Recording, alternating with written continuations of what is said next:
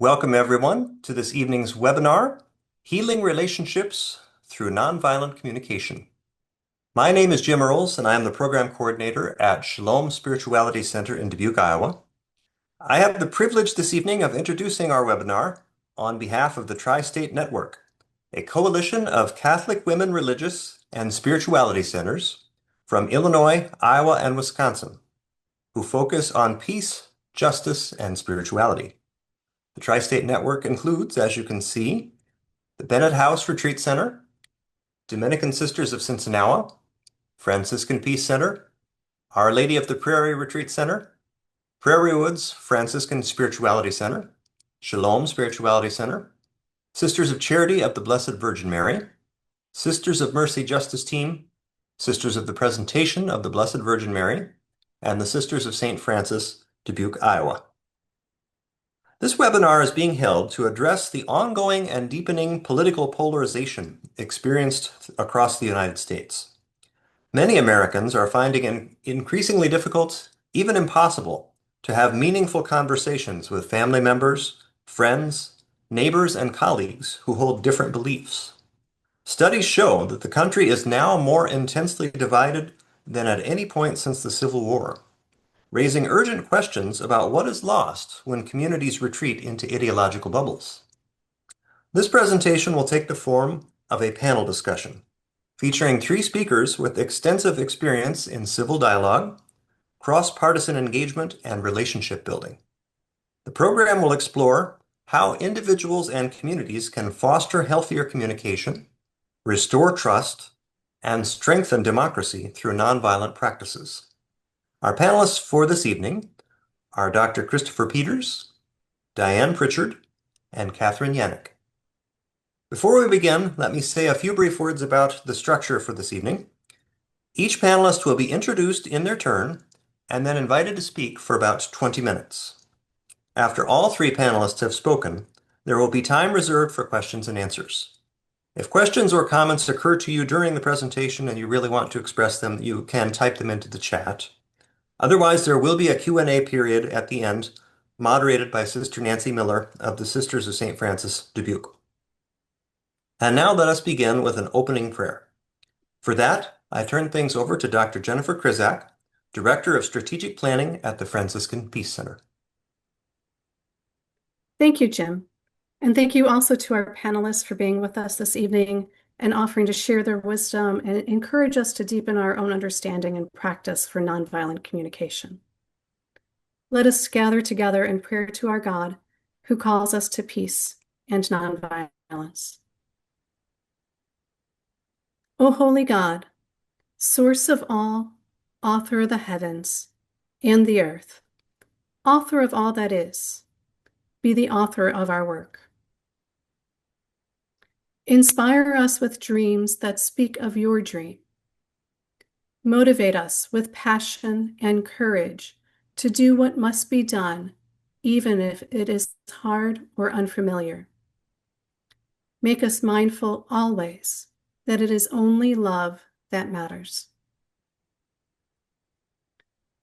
Remind us of those for whom love is not real, the forgotten, the exploited, the poor, and abandoned.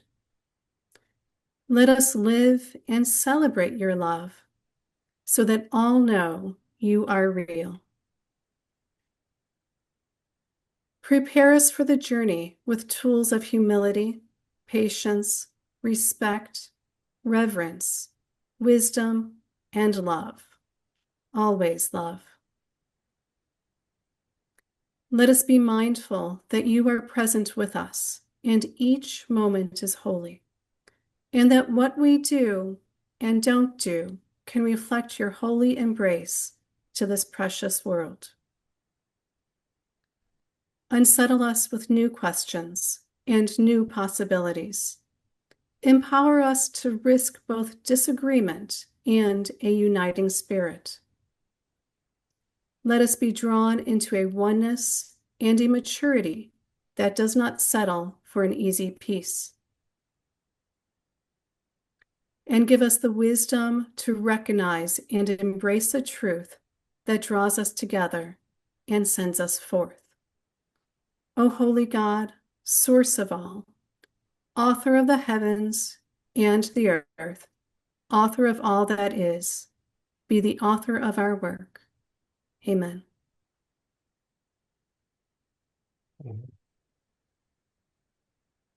Thank you so much, Dr. Krizak, for that beautiful and inspiring prayer. Now then, let me introduce our first presenter for this evening, Dr. Christopher Peters. Dr. Peters is a soon-to-be retired surgeon in Iowa City, an Army Medical Corps veteran, and a former congressional candidate. Since 2019, he has served as the volunteer Iowa State Coordinator for Braver Angels, the nation's largest cross-partisan, volunteer-led movement dedicated to bridging political divides. He is a supporter of Better Ballot Iowa, a group that promotes open primaries and ranked choice voting. Dr. Peters, thank you for joining us. Well, thanks for having me. I appreciate it. I'm not sure if I have 20 minutes of content, but I'll try and talk real slow and boring and stretch it out. No, I'm kidding. Um, so borrowed your title a little bit, but just changed it to civil dialogue. I think Catherine did the same, actually. Um, this is me 10 years ago. I ran for Congress. This was my first event actually announcing it. Looks so earnest, that guy, doesn't he? And the beard was still kind of dark then, so that's why the beard doesn't exist anymore. And it was that year that political polarization really became personal for me, actually, seeing it. And it was that summer in 2016. And within the span of about 2 weeks, a Democratic activist came up and yelled at me and called me a homophobe. And again, a week or two later, a Republican activist, borrowing from the Old Testament, called me a sodomite lover. So one assumed that if I'm a Republican candidate, I must be against same-sex marriage. He was wrong. And the second one assumed that if I'm a Republican candidate, I should be against same-sex marriage. And I think he was also wrong.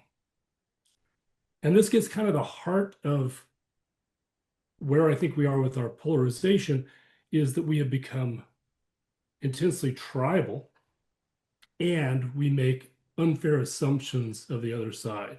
And that's kind of where I come at it right now, is just seeing how can you let somebody know and find out what they know, where you each stand, as opposed to assuming one thing or the other. Does anybody remember the phrase, if you assume, it makes an ass out of you and me? My mom used to tell me. Mom told me that when I was like 6 or 7. It's so memorable. It was the first time I heard her say a quote naughty word. So battling assumptions and trying to mend those divides is kind of what I think is important. And as mentioned, in 2019, I stepped up to be the state coordinator for Braver Angels in Iowa. Braver Angels started as Better Angels, borrowing from Abraham Lincoln's speech talking about the better angels of our nature. And during one of my campaigns, I think it was in 2018, actually, I ran twice. I lost twice too, so that's got that going for me. I met two young men who were both students at Graceland University down in Lamoni, Iowa. And Anthony was the chair of the Democratic Party, or whatever, on campus, whatever that term is called. And Christian was the chair of the Republican Student Coalition. And they were roommates. And they had found a way to continue to have a friendship despite the fact that they, as they said, disagreed about everything. And they went to their political science professor at the time and said, here's what we've found. What could we bring this to our campus at large somehow? And he said, well, I happen to have just read this article in the Atlantic magazine about this group, Better Angels, back then. And actually, it was Christian and Anthony that introduced Braver Angels, what became Braver Angels, to me. So I'll be talking a little bit more about Braver Angels going forward. I'm going to start, though, with this quote that I really love from Dr. King, and I'll just let you read it rather than me reading it for you.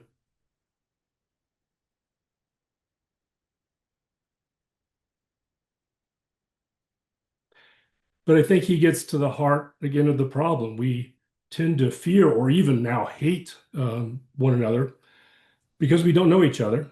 And we don't know each other simply because we're not communicating.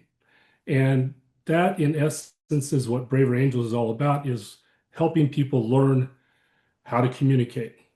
So this is what I'm going to present to you is not strictly a Braver Angels format, but it's the way I think about it. Communication skills come down to how you think, how you listen, and how you speak. Charitably is to really give the other person some grace, realize that they may have, in their minds, very valid reasons for where they're at, what they feel, and may feel it just as intensely and as you do. And so realizing that they may have some valid points, even though you may disagree with them, and realizing that the other side's, talking broadly, the other side is not monolithic. So if someone's a Republican or a Democrat, they're not like every other Republican or every other Democrat. So there's a lot of diversity within each group. Listening is really critical skill. It's probably the most important of these three. And it really comes down to listening with the goal of understanding. Too often when we listen to someone else talk, I do this all the time, we're listening with the goal of figuring out what our rebuttal is going to be. How are we going to respond to this? It's so easy to do. Some people make it really easy to do, but learning to really just try to understand what this person is saying, not just the words, but where they're coming from, so you can understand, the moccasins they walk in. So really trying to learn in a way that you are trying to get where they're at. And speaking comes down to you want to share honestly, but almost the most important thing is sharing is not saying what you think, but asking questions of the other. That really helps cement that, especially early on in a relationship you're trying to build, is ask clarifying questions. And if you do have to, and not gotcha questions, like, don't not gotcha questions, or you put them in a corner, but sincere probing questions like, well, what do you think about this? And if you have to state something in your own opinion, try whenever you can to say, I agree with this you said. I see this part a little bit differently. Those ways of building a little bit of block, one building block at a time, helps create these bridges between the two sides. When you embark on these kind of conversations, you have to have reasonable expectations. So one, I already kind of mentioned this, is learning another perspective is something you can achieve if you're open to it. You'll hopefully have a chance to share your own. And oftentimes, not always, but oftentimes you can find some areas of common ground where those little bits of brick that you put together to fashion a bridge between. There's also some unreasonable expectations, and they are that whoever you're speaking with may share your beliefs or opinions. Odds are they don't, right? Including some very foundational beliefs, how their worldview may be quite a bit different than yours. Doesn't mean it's wrong, just different. And understanding that is really crucial. Sometimes you might think that their logic they're using to justify their positions is inconsistent or illogical. When you think that, realize that you probably do it too sometimes. It lets you kind of think about, okay, am I really being that consistent also? And most importantly, you are not likely to persuade the other person, like to take your position. But you are likely to at least establish some understanding and maybe open up that chance where they rethink things or you rethink things as well. Another Abraham Lincoln quote, I like this because it's short and pithy. And this is, again, the crucial thing. If you don't like that person, getting to know that person is really crucial. Again, I don't have really a 20-minute presentation, but I'm going to just kind of close up a little bit with talking a little bit more about Braver Angels and a few kind of just take-home things. I kind of picked some easy things to remember. Learn to walk before you run. These are skills that we aren't taught. We aren't taught how to listen empathetically and to think open-mindedly and to speak in a way that's charitable to the other person. Learning those skills is really a challenge. It does not come first nature to most people. And so working with a group like Braver Angels, and there's several other groups that do the same thing, living room conversations, Bridge USA is on college campus. There's a bunch of them, and they will offer workshops and training so you can learn how to do that. So I would first encourage that if you are interested in having these kind of conversations, don't walk away from my little presentation, and maybe the other presenters can tell you more, but don't walk away from my little presentation and think you're armed to do this. It's really a challenge. You really have to learn some skills. And I've been doing this for what, 7 years, and I still screw up on a regular basis. So practice makes perfect is another part, or at least practice makes better. Realize also it takes two to tango. You cannot get somebody else to engage in this unless they want to. And this is really an important point to make, especially like in relationships that you are, like a family relationship, for example, or work, or somebody you really, you have a difference and you'd really like to engage them. Setting that conversation up in advance, and getting them engaged to have that conversation is really crucial. If you go in there trying to have one and they're not open to it, it's not going to go very well. And so learn very quickly if you see signs that it's going south, learn to cut bait and move on and maybe try again another day. Lastly, there's no place like home. This is my reference to having grown up in Kansas before moving to Iowa a long time ago. Proximity is really key here. And what I mean by that is dealing with people in the real world is where you're most likely to be successful. Trying to do something online, it's possible if you have a pre-established relationship with someone. With a stranger, I'd say it's virtually not possible at all. So approach online conversations with trepidation, or even better, just don't do them at all. But work on the people you know in your day-to-day, your family that you want to get to know. Try and do it. If it is family and they say don't live nearby, email isn't great. Again, you lose a lot of, you can't hear intonations of voice, body language, etc. A conversation, a FaceTime video is much more useful in those kind of situations. And whenever possible, a sit down, get them on the same page that, hey, look, we have some differences here. It'd be really great to bridge those differences. Not that we have to convince each other of anything, but just to realize that we have a shared humanity is really crucial. Again, that's kind of about all I got. I'm going to wait for if there's questions at the end, but braverangels.org is the website.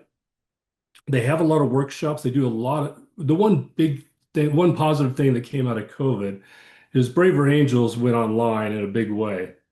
I ran away from online in a big way, but Braver Angels has really flourished on there. They have a lot of online workshops, online training sessions. You can do a lot just by going to their website, signing up and do some training. I think in person still better. So if you do stuff online, you may get incentivized to say, "Hey, I want to bring this back to my community or my place of worship or my family." So a lot of great opportunities on braverangels.org, and again, living room conversations, Bridge USA, and a host of others that are good. And that's my contact information. So feel free to reach out if I can be of any help. And I don't know what if I took enough time, but I'm going to pass it over to I think Diane's next. I'm not sure. Well, I think I get to hop in and say a few words. So thank you, Dr. Peters, for a wonderful and engaging start to our webinar. And we will now move on to our second presenter, Dianne Prichard. Dianne is the co-author of Raising America, Building a More Perfect Union, a practical guide described as a hands-on instruction manual offering action steps for everyday citizens to help sustain American democracy. A retired teacher of 33 years and a Lutheran pastor, she resides in DeWitt, Iowa. Ms. Prichard, thank you for joining us. Thank you. Well, I just have one word, ditto. Chris said everything that I've been saying, that my co-author Charles and I have been saying for these last few years, but I'll give you some more background. And I am a preacher and a teacher by nature, so if this sounds like I'm lecturing, yeah, well, So let me go back to what I think is the elephant in the room. Um, and I think the elephant in the room the last few years has been politics. We aren't arguing over the color of the bridesmaids' dresses. We aren't arguing over who makes the best coleslaw. We are not divided over who should host Christmas. None of that. It's politics. And so I talk about politics a lot, and I used to be accused in my sermons of being too political. And so I would remind everybody that, well, if you go back to the beginning of politics, to the beginning of democracy, politics is simply the way groups of people make decisions together. And how innocent is that? You know, sitting down at supper and deciding who gets to do the dishes, that's politics. Every church council is politics, but it's taken on this other elephant meaning. So I'd like to put that elephant in the recliner with a plate of cookies, put a blanket over the elephant, and continue. However, I've heard some different definitions lately. Earlier this month, Cardinal Michael Czerny, who is from Canada, was interviewed on 60 Minutes. And I love how he explains politics. He said, life is political, not in the partisan sense, but in the basic way we live together and respond to shared problems. I love that, the way we live together and respond to shared problems. His point is that being political doesn't have to mean being partisan. Caring about issues or taking responsibility for what's happening around us doesn't automatically place us on his side. And he really emphasizes responsibility, that we have to take responsibility for the world that we are part of. And so that really spoke to me. And when Charles and I wrote our book, we were concerned, first of all, about the failure of democracy. We saw, but what really got us started was people would come up to us and say, Charles or Dianne, my daughter-in-law won't talk to me. Or my brother-in-law said this, or on and on and on. And there were all these little fissures in relationships. And so what Chris just told us is how we repaired those. But as Chris said, it takes skills and we have to be deliberate about it. So I'm just going to run some of the some of the things that we lifted from lots of other authors and sources, including Better Angels, about how to have these conversations. So you have to start out by being positive. I will admit that this is my seventh draft that I prepared for tonight. I had to keep redoing it because I was cynical and pessimistic and all the others, because that's what happens sometimes. We feel beat down by what we're facing. So when you're positive, you have to remember, you have to tell yourself, everybody has something valuable to contribute. You're not keeping score. Curiosity is a good thing. But again, deliberate skills, know why you want to meet with a person. This is assuming that you're going to set up a conversation, because a lot of the times you, as the person who is being hurt, needs to go after the person and try and set things up. The other person will not necessarily, the person who you think is against you or whatever, is not necessarily going to do that because they're afraid. Um, Chris mentioned that fear is our basic problem here, I think. So you want to know why you want to meet with this person, to think about why this person is important to you. And then where do you go from there? The first thing you need to remember is that your goal is not to convert the person to your way of thinking. Your goal is to understand that person. And one of the phrases that has helped me so much, and originally this worked really well for if somebody told a sexist or a racist joke and you'd say, oh, I don't get it, tell me more. Well, then, things kind of fell apart after that. But this is still what we need to do when somebody says something and you think, oh my God, don't say, oh my God, you're an idiot. Say, tell me more. And then there's a physical part, eye contact. And make sure that people get to complete, if there was more than one person, make sure everybody gets to speak. What I like to do is take an object, like if we're in a church basement, I go get a spoon, and you can only talk when you're holding the spoon.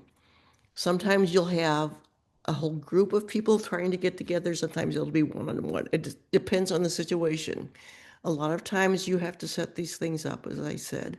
Sometimes it can just happen, though. It can be spontaneous. But again, even if it's spontaneous, you need to be in your own head prepared for how you're going to handle this. And make sure that you lift up the connections that you already have with that person or those persons, the good times, the things that you like, the things that you agree on. And don't try to cover every issue in the book, of course, because maybe there's only one issue that's holding you apart. And that can be. So, but you are the first, the thing I want you to remember is that you are responsible for this. Don't expect the other person to come at this prepared and ready to listen to you and ready to ask you questions. That probably won't happen. It's, yeah, somebody said, well, what if they don't treat me the way I'm treating them? Well, that's very possible. So think about that. And don't give up hope. Be hopeful of further conversation. And I think that's the thing that I'm having trouble with right now. As I said, I've been very cynical about this whole thing. The first two words I wrote down were "why bother," but that was not the theme that Lori was looking for. So I changed it, and my theme is hope, and trust the grassroots. And the other thing is there are other people out there who think just like you do. Those of us together here tonight probably are on pretty much the same page. But here are some things. When I find things by really smart people, I like to save them. So here's one from historian John Meacham that he says, and I have preached this, I believe this, the opposite of fear is hope. Hope is, defined as the expectation of good fortune, not only for ourselves, but for the group to which we belong. Fear feeds anxiety and produces anger. Hope breeds optimism and well-being. Fear is about limits. Hope is about growth. Fear casts its eyes warily across the landscape. Hope looks forward to the horizon. So that's from The Soul of America by John Meacham. Second, this one just came across my screen today. This woman, her name is Sharon McMahon. She's a best-selling author, according to the little blurb I see. And she was supposed to speak at Utah Valley University yesterday, but it was canceled because they were afraid that she would be in danger of some kind. It would be too dangerous. Who knows?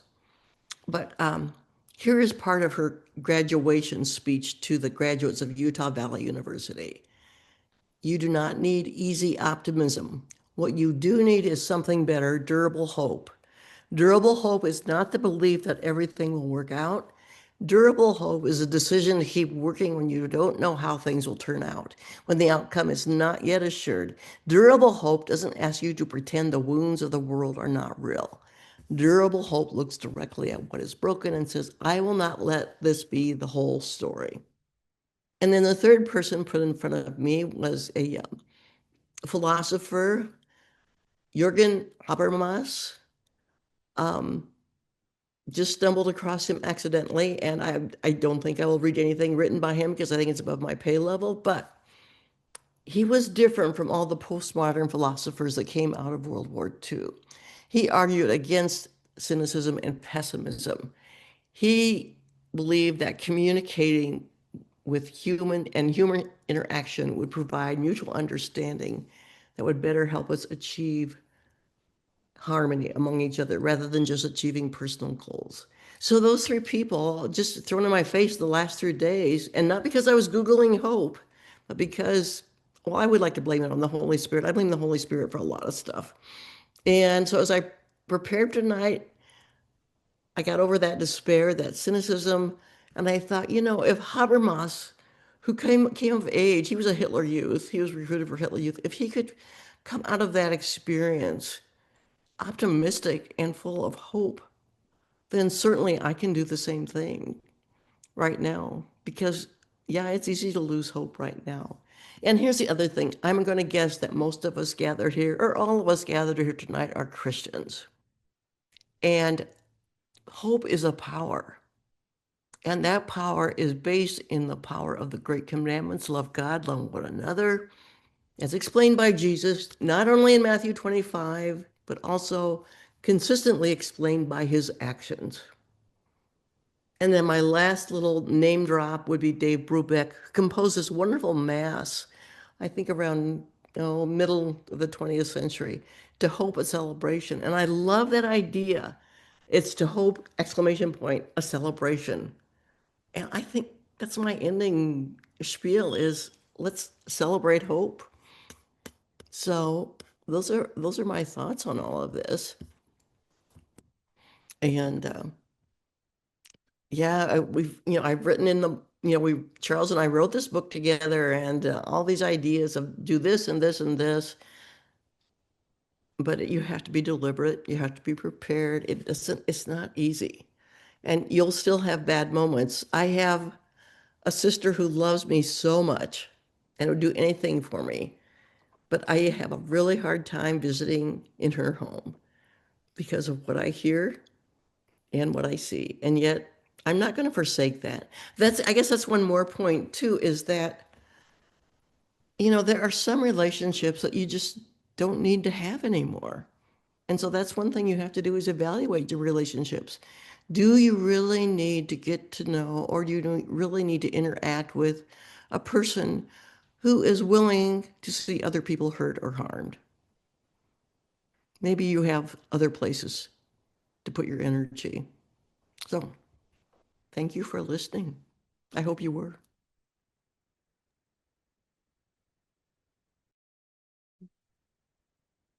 Thank you so much, Ms. Prichard, for many intriguing and challenging thoughts. We'll hopefully return to those in the Q&A period.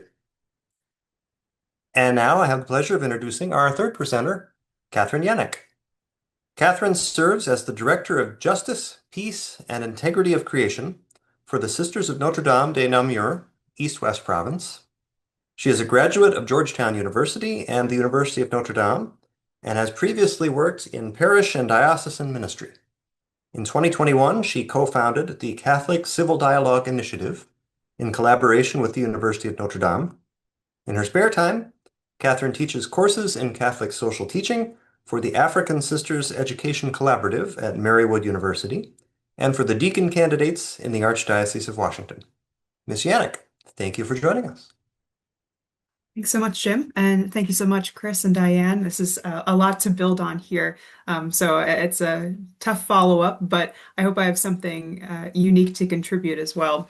Part of my presentation that I wanted to share is going to connect in specifically with the Catholic context behind civil dialogue, and I guess why this particularly matters, both within a Catholic context and especially for religious sisters, and what our communities might be able to offer. So I hope that everyone's able to see my screen here. Great. All right. So what I wanted to begin with is a quote from Pope Francis. So many of you might be familiar with this, but Pope Francis, in a speech in 2011, said that dialogue is born from an attitude of respect for the other person, from a conviction that the other person has something good to say. It assumes that there's room in the heart for a person's point of view, opinion, and proposal, and to dialogue entails a cordial reception, not a prior condemnation. And I love this part. In order to dialogue, it's necessary to know how to lower the defenses, to open the doors of the house, and to offer human warmth. So I want to note three important things from this particular quote. The first is, of course, that dialogue is born from this attitude of respect, and this is respect for the dignity of the other person. The second is that dialogue requires us to enter into a conversation with the goal of learning from others, not just with the commitment of what we can teach, but this attitude of what we can learn from the other person. And the third piece, and I think Chris touched on this as well, is that dialogue requires a deeper sense of vulnerability. So it requires us an ability to move beyond the comfort of our prepared statements, of our talking points, and into the depth of our own experience. We tend to look at one another, and especially at the opposite side, as being a monolith. But we have to be cautious about this. We have to be very, very careful to recognize that everyone has complexity. And if we honor this in ourselves, we should also be honoring this in the other person. I've also included an updated quote here to reflect Pope Leo's thoughts on dialogue and synodality. And what I want to highlight here actually begins kind of in the middle of this quote. That some people might feel threatened by dialogue. Sometimes bishops or priests might feel that synodality is going to take away my authority. That's not what synodality is. And maybe if that's what your idea of authority is, it's somewhat out of focus or mistaken. I think that synodality is a way of describing how we can come together and be a community and seek communion as a church. So that it's a church whose primary focus is not on an institutional hierarchy, but rather on a sense of we together and our church.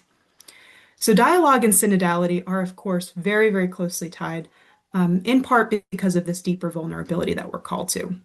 But we're also called to let go of our own sense of authority and even our own control over a conversation. So I'll share that when I've worked with civil dialogue experiences, what we often do is very carefully design the dialogue so that everyone is on the same page, everyone's given the same amount of time to speak, everyone is given the same amount of preparation for the conversation. So when we carefully design these dialogues, I'll also share that we're not designing them with a singular goal in mind. If we enter into a conversation purely with the focus on changing the other person's mind, all we're trying to do is convince one another or to draw out one singular conclusion. What we need to do to promote dialogue and synodality to help us is to focus on what can help us move away from traditional authority and instead toward a sense of greater communion with one another.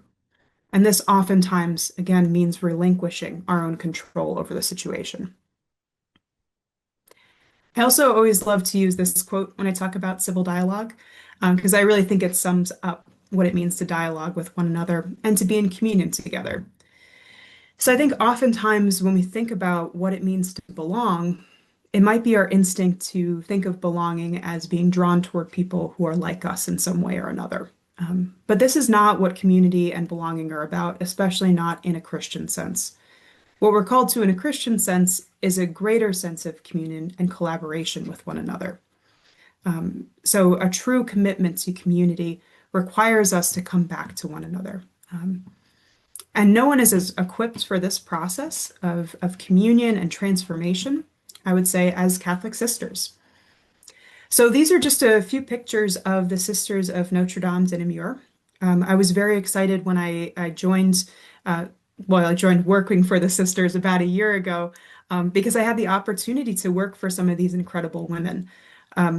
And this is a significant change from my work in diocesan ministry, where I also focused a lot on civil dialogue. But I was so excited about the opportunity to bring dialogue efforts to the sisters who've been working on these efforts for so long, maybe just in other names or in other terms. Because when I think about our congregation, I think about women who have been witness to change. Some of them have gone from periods pre-Vatican II, where they were wearing habits and living in convents, to being community organizers in the US and abroad, and being leaders for change in their communities. So these are women who have served in countries where they didn't necessarily speak the language when they arrived. That's one way of dialoguing across difference. Many of them have led small groups during the synod process. Some of them have given homilies in churches where they're not always welcomed, and just generally spoken truth to power through their ministries. So I think when we think about civil dialogue, or when I think about civil dialogue, I think about the work of these women and how central it is, this commitment to transformation, not only in the other person, but within yourself. So these are just a few pictures that were shared with me almost a year ago now by Sister Rita Haywood, who is one of our Sisters of Notre Dame de Namur. Our vocations director had asked some of our sisters to share their religious life in 4 pictures. And I loved these pictures because, again, I think they demonstrated that commitment to personal transformation, to what so many of our sisters have gone through, especially as They've adapted after not World War II, after Vatican II, to a new way of ministry, and welcomed in new opportunities, and especially new opportunities to advocate for justice. And I wanted to share this alongside a poem that a good friend of mine wrote. So some of you who work for Sisters might know Michelle Scully, who works for the Erie Benedictines. As we walk past the magnolia blooms, I tell my kids that these trees have been around since the Cretaceous period. My 4-year-old's eyes open wide. Yes, your favorite dinosaur bore witness to the same joy of spring. Did you know they existed before bees? Did you know the beetles pollinated them and still do today? Did you know that even if you evolve outside of the places expected of you, there can be community that nurtures you there? Blessed are those who bear witness to the evolution of our hearts. Blessed are those who are not threatened by the tenderness of change. Blessed are those that make space to hold the beauty that comes forth in the holy ground beyond who you were supposed to be. So when I envision these pictures, and when I think about our sisters, when I think about so many Catholics within the United States and abroad who have witnessed the change of the last 60 plus years, I think also about what our dialogue work is meant to do. It's meant to transform not just the person across from us, but to promote transformation within ourselves. And in order to actually enter into a dialogue, we have to do so willingly, and we have to do so with great vulnerability. But as has been made clear, not only throughout this presentation and this opportunity to gather together today, but really across the past several decades, there are a lot of challenges in the current moment. Polarization impacts us in a lot of different ways. But I think the most significant way is in our inability to talk to one another and the loss of this vulnerability in our conversations. One symbol of polarization is that it becomes impossible to cede even the smallest point to the other side. And this complexity arises even though the vast majority of Americans are not satisfied with the current political system. I know Chris and Dianne both spoke to this as well. But even with this lack of satisfaction, even with this frustration that all of us feel when it comes to politics in the United States, we tend to fall into patterns in our conversations. And this oftentimes means that we're not really speaking to one another. We either rely on heavy periods of silence, or instead we rely on what might even be worse than silence, which is canned talking points, instead of our more authentic and vulnerable and really complex ideas about social and political issues. So my hope is that through civil dialogue, we can move away from these dishonest conversations and promote more vulnerable and more honest conversations with one another. But how do we address this tension? I've taken some of this material really to heart, and a lot of this for me has come through extensive training. I've gone through civil dialogue training and reflective structured dialogue with essential partners and been working with them for the last 6 or 7 years.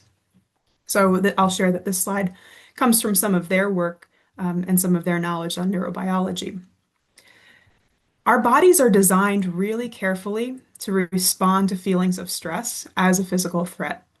So I think we can all think of times where we've been in difficult conversations, whether that's around the dinner table or with a close family member or friend, where we've broached the topic of politics and immediately felt our blood pressure rise. This is a physical stress response. It only takes us a split second to fall into this defensive posture, which is really great if we're responding to an actual physical threat and not so great if we're trying to have a conversation at Thanksgiving. But it also takes us about 20 minutes to calm down from this physical stress response. So even if we might have that split second reaction, it's going to take us about 20 minutes until we're able to lower our blood pressure and have a really honest and more authentic conversation. I'm kind of convinced that this is the reason we often think of our best points in an argument about half an hour later when we're in the car driving home and not in the moment. So how do we kind of reject this pattern and instead move toward a more constructive cycle? And I would argue that this happens through very structured conversations, and this happens through more authentic civil dialogue. So some characteristics of a healthy dialogue, and these might not be the solutions that we initially envision, but I promise with several years of experience in civil dialogue, these have been really effective strategies, again, in promoting a more structured model. So first, in the dialogues that we work with, and again, this is in a reflective, structured dialogue pattern, we try to promote a sense of clarity. So we try to create clear expectations for all participants and all members of this dialogue. So setting expectations for the experience is key. So having facilitators and participants. We also provide very clear goals, both for the conversation and then rules for engagement as well. So giving people an opportunity before the dialogue itself to reflect on what they want to get out of this experience. Also giving people an opportunity sometimes to fill out a survey to talk a little bit about their experiences to make sure that we have balanced and diverse groups of people engaging with one another. Providing strict guidelines and expectations and even agreements for these conversations is really key. And finally, providing a strong sense of structure. So these conversations that we host through the Catholic Civil Dialogue Institute and through my work, even continuing with the sisters, are generally very, very structured. They include very curious questions that have been very carefully designed by facilitators, intentional pauses and opportunities to reflect before we speak, and facilitation skills. And I think if we look at these requirements for a civil dialogue, I often get the question of, okay, well, can you give me some tips and I'll just do this on my own? And I think sometimes that could be helpful. There are a few pieces of advice that I could probably offer as a facilitator, but I tend to favor, at least for a first conversation, using a kind of civil dialogue structure to help orient the conversation. I think a lot of us probably picture the most civil dialogue as being the one that you have after Thanksgiving dinner over a couple of glasses of wine, but those are often the least civil conversations that we can offer one another. So I'd encourage you, just as Chris and Dianne both have, if you're thinking about having an opportunity for civil dialogue, go for training. Look for opportunities for having a structured dialogue first and foremost, and use that as an opportunity to learn some skills to take home. Again, it might seem awkward, it might seem stilted, but oftentimes this can be the best strategy for promoting dialogue, especially within a very diverse community. I'll speak a little bit also to what we are doing, both with the Sisters of Notre Dame and in collaboration with a few other congregations of women religious. So firstly, in the last year or so, I've had some dialogues with sisters, associates, staff, former members, and even donors. So that's been a really interesting way to use dialogue, even working for a congregation of women religious. In the past, and this is mostly within my diocesan work, and I'm hoping to expand this into some of our sponsored ministries as well. I actually just met with our school leaders and our campus ministers to talk about this, but promoting opportunities for classroom dialogues and training opportunities for schools and other sponsored ministries. So I've had an amazing experience before in having the opportunity to host professional development trainings for schools, to host dialogues about phones in schools and other topics. Again, this can be a really great way of engaging with young people and teaching them, especially now, how to have these difficult conversations. Next, we're looking also to develop a stronger collaboration. So especially for those who might work for religious organizations or be involved in religious organizations, I really invite you to reach out and consider getting involved. But I'm working on trying to develop a stronger civil dialogue model that also integrates the charism and spirituality of our congregation. So that is a long-term goal for me. I've actually just started some work on building this program. But if you're interested in collaborating on this, interested in bringing your congregation's charism into this work, I really encourage you to reach out because I'm very excited to develop this and collaborate and see where it goes. And lastly, here's my contact information as well. And I really invite emails and any questions or opportunities to work together. All right. So I hope I kept that under my 20-minute mark, but thank you all so much, and thanks for this opportunity also to speak with Dianne and Chris. Thank you very much, Ms. Yannick. What a wonderful way to wrap up the main presentation portion of this evening's webinar. Now that we have heard from all of our panelists, we are going to transition into a question and answer period that will be directed by Sister Nancy Miller. And certainly, thank you. Thank you for your wonderful presentations. And people can type in their questions into the chat box. But we do have a couple of questions already that I might direct individually to the panelists, and then also open up to each of you as we go along here, coming from your diverse backgrounds. I'll just start with Dianne and just give this. What I would say is, how do you think the way we raise and educate children shapes their capacity for civil dialogue as adults? And what can parents do differently starting today? It's kind of a heavy question. Yeah, well, and I've had experience in that direction. So, Well, you said you were a high school teacher, and so I yeah, think you just have to constantly model. You can't be fake about it. Um, and that's what Catherine and Chris have both said. We have to be deliberate about understanding the importance of our skills.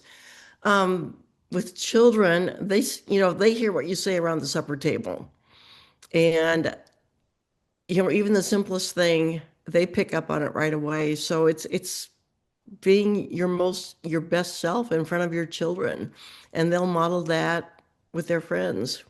Sometimes they'll model what their friends do too, but you can do some gentle correction with that.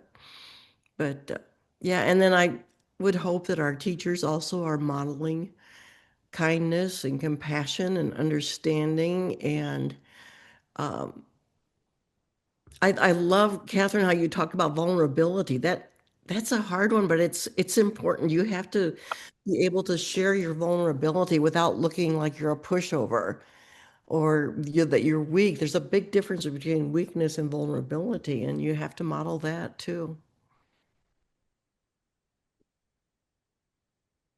If either of the other two of you wish to ask that, answer that, respond to that question, that would be acceptable. Or we can go on to another question. Chris, now you talked about this, and you had said this, but what I'd like you just to address is, like, do you see a single biggest mistake people make when they try to engage someone that they deeply disagree with? I think it might be worth repeating some of the initial insights that you said at the beginning of this. Yeah, I think the biggest one, if is well, there's two. One is you Okay. not having the skills to do it, and the other one, approaching somebody who's not interested in having that dialogue. It's that simple. If you want to go talk to, Uncle Billy at Christmas about his views that you find very radical, or left or right, and Uncle Billy's not really interested in having that discussion, you're not going to get very far. Or if you come up in a way that's just confrontational, that's not going to work. Christmas is going to be ruined.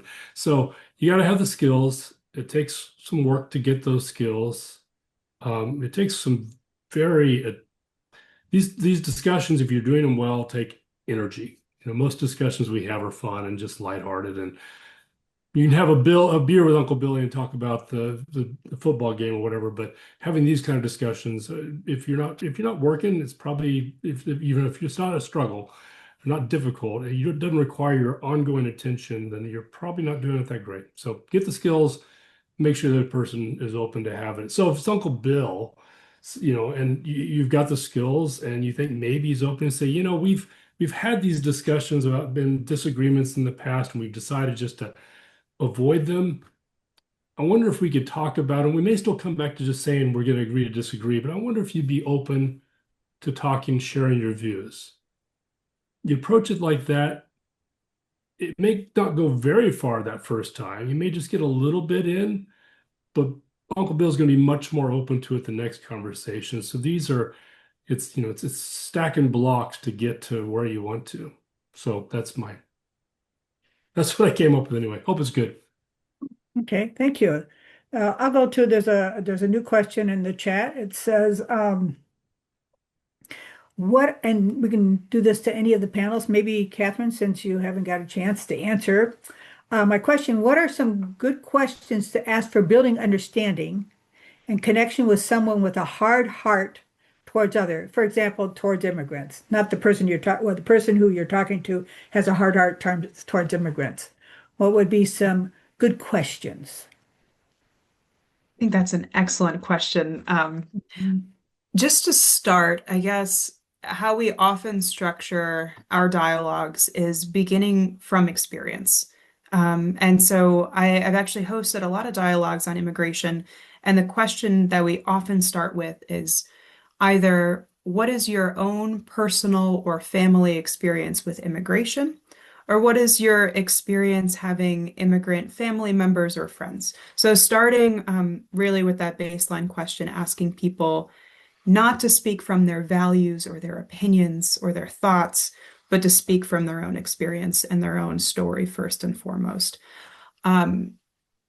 Only after everyone's had an opportunity to share their experience. And again, this isn't a structured dialogue space, but I think it works equally well at having a one-on-one conversation, but to ask someone to speak from their experience first, then asking them to talk a little bit about the values that might stem from that experience. So again, instead of diving right into what do you think about immigration, what do you think about immigrants, asking people to reflect on their own personal or familial immigration history and story, and then asking them how those experiences inform their values. And maybe even offering an opportunity, we do this in our dialogues, just to promote that sense of vulnerability, giving people an opportunity to talk about gray areas in their perspectives, to talk about areas of doubt. So again, if someone has a particularly hard heart, and if we are kind of using that terminology, kind of softening them a little bit by saying, well, do you have any doubts about that perspective? Or not saying, what about this issue? What about that issue? But instead asking them very openly, are there any areas where those values might bump up against one another for you? Are there any areas of conflict that you experience, maybe with your faith tradition, maybe with your family background when it comes to that perspective? Yeah, so kind of slowly giving people those opportunities for vulnerability. I hope that helps answer the question. I'd like Can I to just add, oh, go I'm sorry, ahead? Good. on that, what Catherine said about the conversation, because I had a friend who went through this very thing. She was at a church potluck, a great place for conversation. You never know what you're going to get. And this something came up about immigrants, and the guy next to her just grumbled about those damn immigrants or something. And she said, "Oh, yeah, I've seen some around too." And he said, "Yeah." And then somehow they got on the topic of, well, yeah, they're building. I see them putting roofs on all the time. That's like the stereotypical job right now for immigrants. And he said, well, yeah, they are hard workers. And they talked about what hard workers they were. And so they kind of moved into this neutral ground. Well, there are some good immigrants, evidently.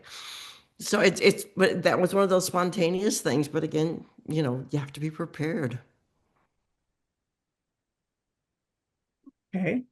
Um, with that, and maybe with Catherine, where there, and any one of you can answer this or respond to this, where there's situations where civil dialogue is not enough, or really just coming back to your question of in terms of immigration, and a person says, they spew out what they've heard on Fox News and whatever, and they go on. Do you have any suggestions as to how to respond to that or what to say?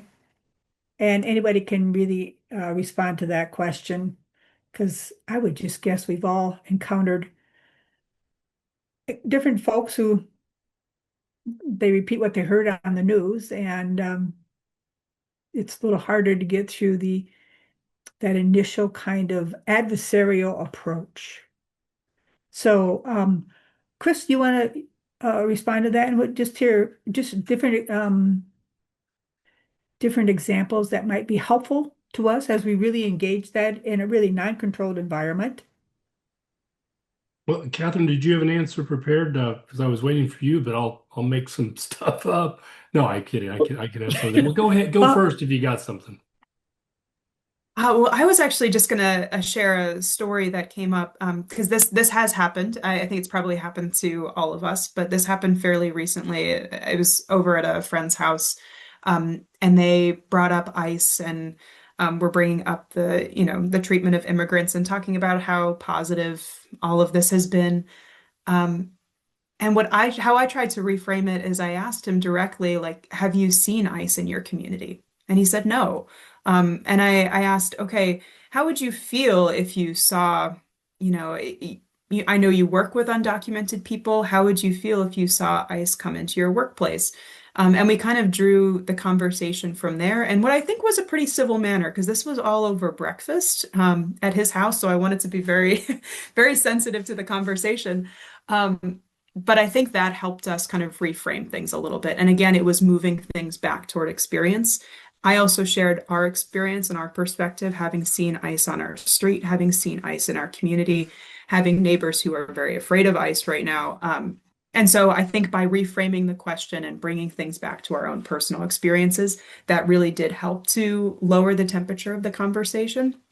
Not to say that that will work for everyone. I think Chris has mhm. noted that there are certain people you just can't dialogue with. If someone's not willing to have that conversation, there is a certain point of stepping back. But I found that strategy to be kind of helpful. Sorry, Chris, go ahead.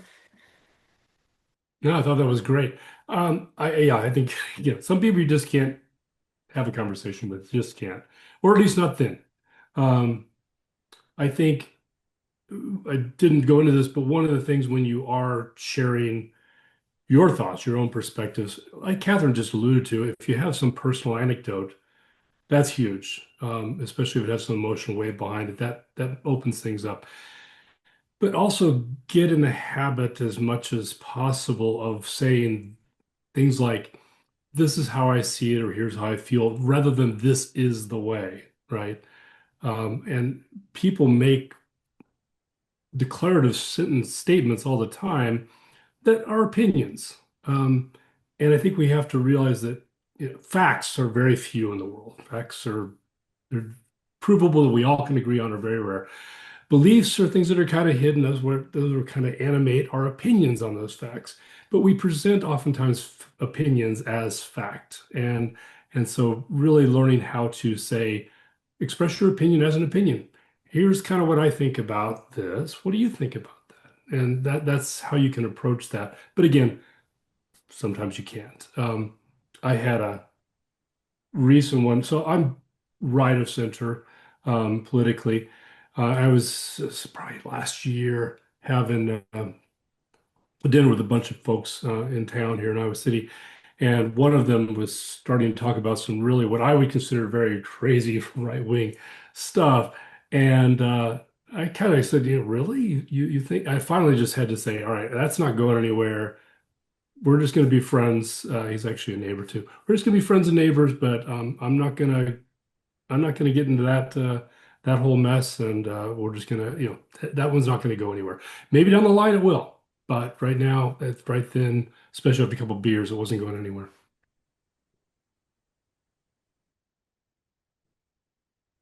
Dan, do you want to respond to that question?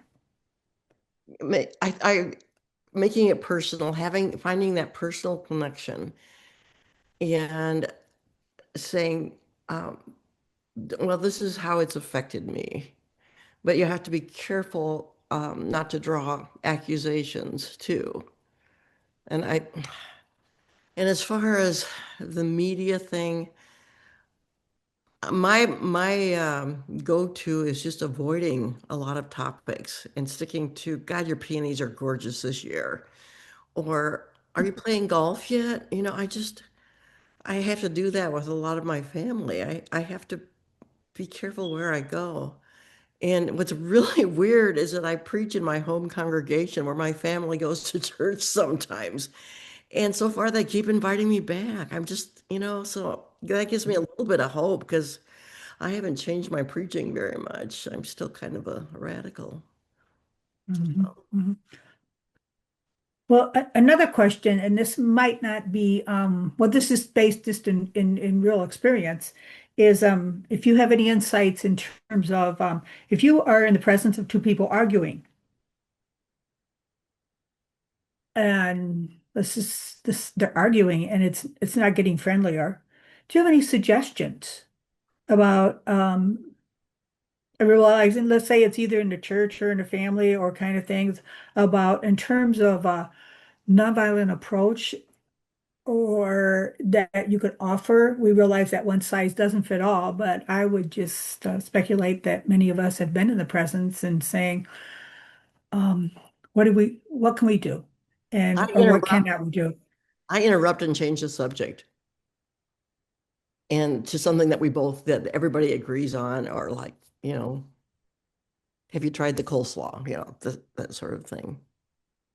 And I don't try to convert or proselytize or explain or even understand. But what I might do is talk privately to each of the people at some point, if that is convenient, if it makes sense. And sometimes it's just better to walk away. And that's what we found was hardest, was deciding when it's time to walk away. Because that's the reason we ask these questions, how can I get along with this person? It's because we love them, we care for them. And so you have to build the bridge, you have to build different kinds of bridges, I guess. You build the bridge over things that you have in common, and you don't cross that bridge. That would lead to argument.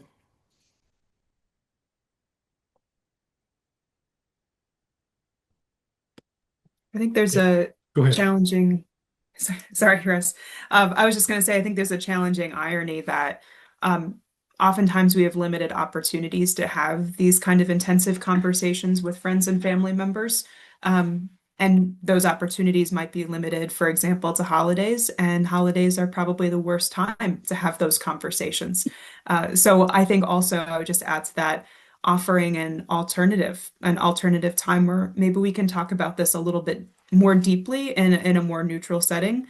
Um, that's not to say, because sometimes the conversation is really important and sometimes it needs to happen and things bubble to the surface.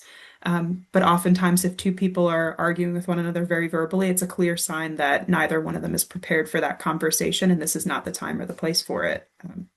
So again, that's what I would offer with my limited experience of positively reacting in those situations, which again, like Dianne, usually I change the subject pretty quickly. And I would say too, what is the issue? No, if it's somebody that is accusing your child of going to hell because they're gay, that's a whole different issue than saying, what do you think of Senator Grassley or President Trump or whatever? So sometimes the personal part is very personal, and you end up putting yourself in a defensive position. And that's again, do you walk away when the person is hurting somebody that you love? Is that the time to walk away? Or is there, I've seen people change their attitudes. It's just that, first of all, a change like being gay for some families is a huge shock and immoral and wrong and unacceptable. And so you have to move slowly and carefully and keep inviting everybody to the holiday dinner. And things do change. I've seen it happen, but it can be very awkward, very painful. Chris, were you going to offer any other Yeah, comments on yeah, that? not Or specifically on that one because I think it's already been covered. But I was going to say there's a few things that personally give me hope, and I think this would apply to everybody here, regardless of where you're at in the political spectrum. One of them is in one of Catherine's slide when we talked about how many people are exhausted Mhm. about politics. There's another group called Hidden Tribes of America, done by More in Common. It came out in 2018, I think. And they classified people in a very kind of ingenious way. And they grouped a bunch of people, said, this is the exhausted majority. And the percentage was very similar to what your thing was from a Pew study. I think there are enough people that are just they're sick and tired of being sick and tired, as this goes. That gives me hope that things might change. I'm going to share my screen briefly if I can figure out how to do that. Another one is to realize that there's just a few of the organizations that do this kind of work. I think you mentioned Essential Partners. You mentioned was that you, Catherine? I haven't worked with them, but I know of them. That's great. Bridge USA, Braver Angels, Listen One, More in Commons up there. So there's a lot of groups that are trying to address these issues. I also come back to me if I can. Another one there are becoming more and more alternative news sources which are trying to bridge that middle, I think, as well. One of the ones I like best is called Tangle, like your hair's Tangle. And it's a newsletter. It comes in your email. And they, I think, do a very good job of picking a topic, doing a deep dive on it, presenting what the right is saying about this topic, what the left is saying about it. And then one of the editors, usually the main editor, but sometimes one of the other editors does their my take. Here's what I think about it. And I usually find my take is really good. I usually I can see where they're coming from. That's really great. If you're getting your news off social media, just don't. It's just bad.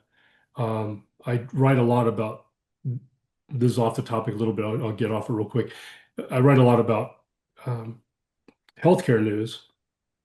Most everything you find that's on social media is just BS. So if that's true for a field that I know pretty well, definitely true for everything political. So a lot of things that give me hope and a few things that give me pause in social media. And we haven't talked about AI, but that's another one. I just want to, Carol offered in the chat box in terms of things to say to when a sentence, when a conversation really gets heated, that at one point you can just say, well, let's agree to disagree. I think that's, or that we're just going to come from different positions. Also to say perhaps our relationship means more to me than arguing about this. That's the whole thing, is that just recognizing that there isn't going to be kind of any kind of positive outcome in terms of even in building that relationship or civil discourse. I just have another question here, and this is really one that I'm familiar with, is what do you do or when you're in your conversation with the person and they won't stop talking, and then when you are trying, and we're not talking about a family member, but another person, and you might be talking about something that's an issue, an issue, and every time that you start trying to offer your piece, they interrupt you.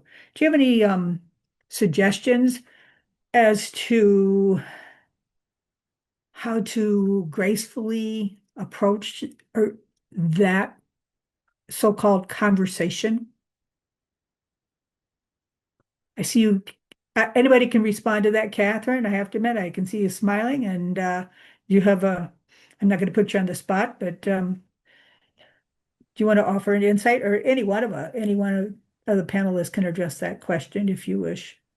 Well, what I say is, my depends are about to give out, so I've got to go home.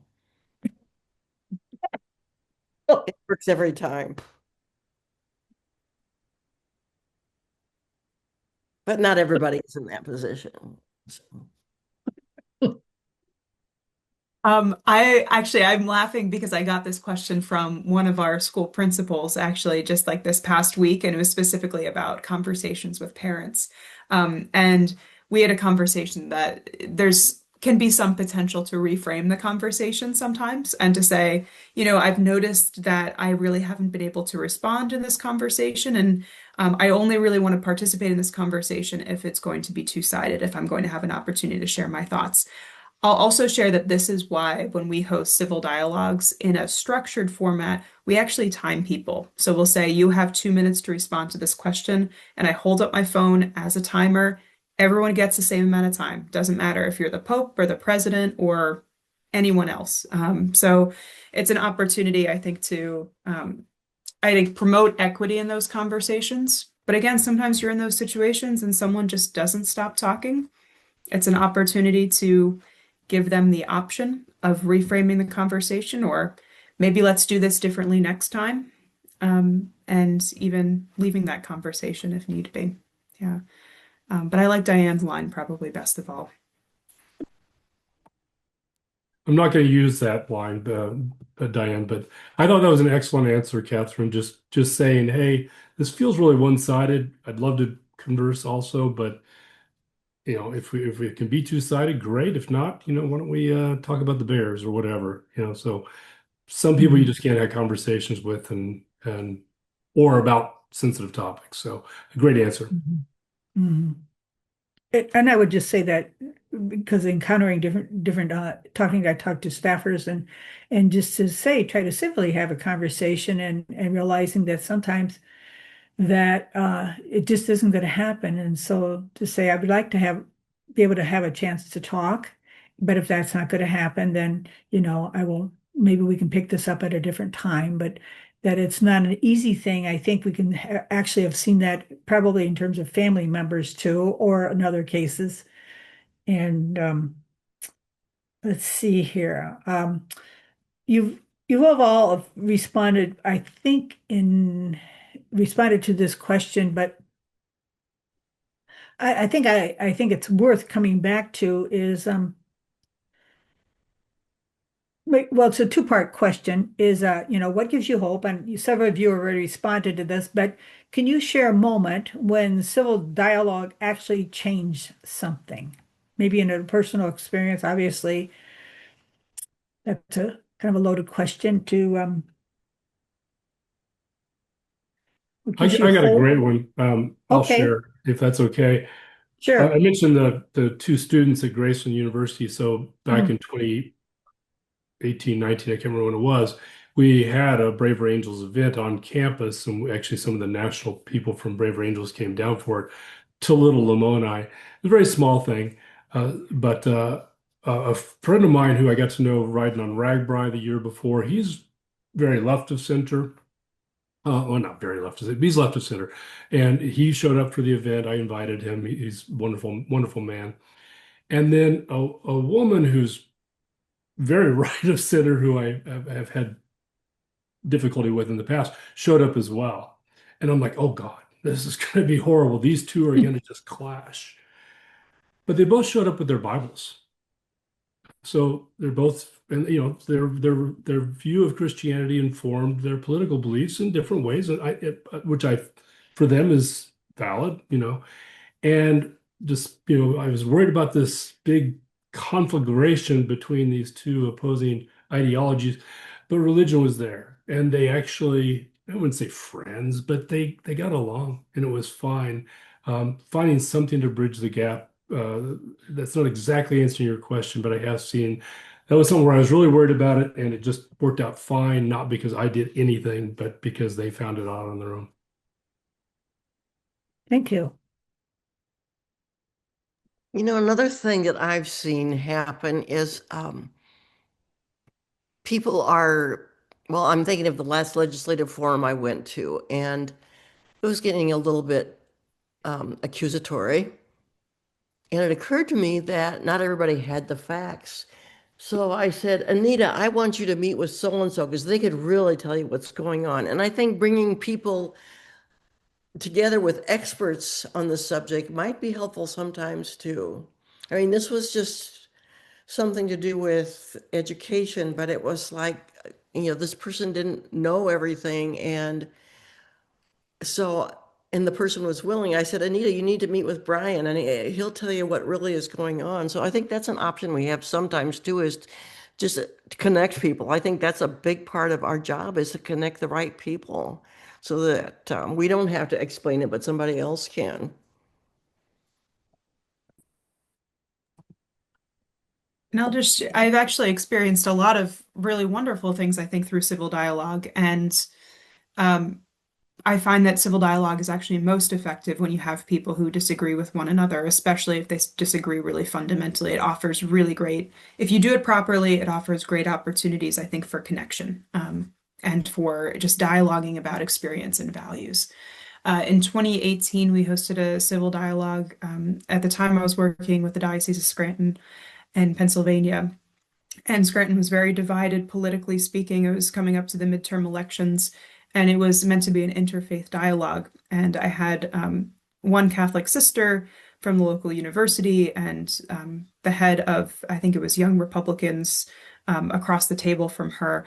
And he had been working again with the same university. So it was an interesting dynamic. They did not know each other. They were very much on opposite sides of the aisle. And I thought, especially that the sister might jump across the table at one point or another. So I didn't think things were going well. And at the end of the conversation, both of them still seemed like frustrated with one another and so frustrated with the lack of understanding. But they both said to one another, I really disagree with you, but I respect you. And maybe that's just what a point that we're trying to get to is just respect for one another's dignity. We're not necessarily trying to change one another's minds. In fact, I think dialogue works best when it's in an environment where we don't have an ulterior motive and where we're not trying to dilute our own values or our own commitments to justice, but rather just trying to build community with one another.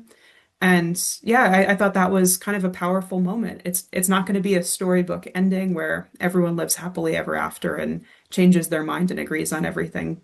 But at the very least, we can build that sense of respect, and have somewhere to start from when we have a chance to rebuild.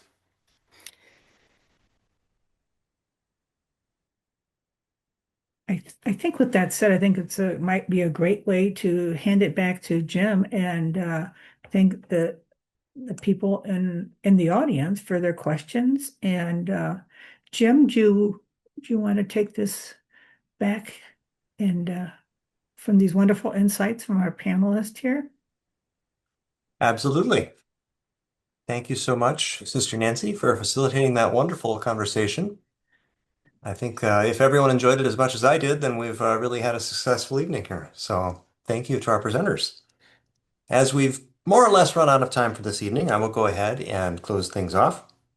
On behalf of everyone that's involved with the Tri-State Network, I want to sincerely thank our three panelists, Dr. Chris Peters, Dianne Prichard, and Catherine Yannick. Thank you for your time and your insights and your knowledge. They've been tremendously appreciated.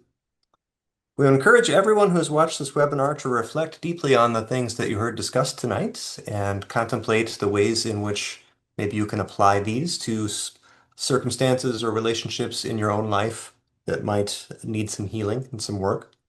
We will be sending out a video recording of this webinar as well so that people can go back, review, especially review the contact information and some of the resources that were shared.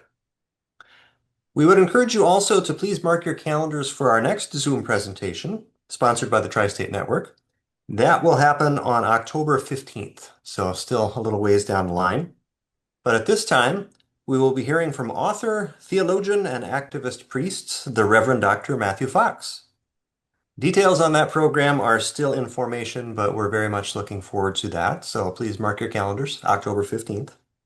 In the meantime, all the participating members within the Tri-State Network also invite you to visit our respective websites and social media to learn more about the work that we are doing in so many different capacities. With that being said, I believe that concludes this evening's presentation. Good night to all, and thank you so much for joining us. Thank you, everyone. Yeah, thanks. It was great. Dianne, Catherine, Jim, everybody. Thank you so much. Thanks, everyone. Very honored to be here. Thank you. Really wonderful opportunity.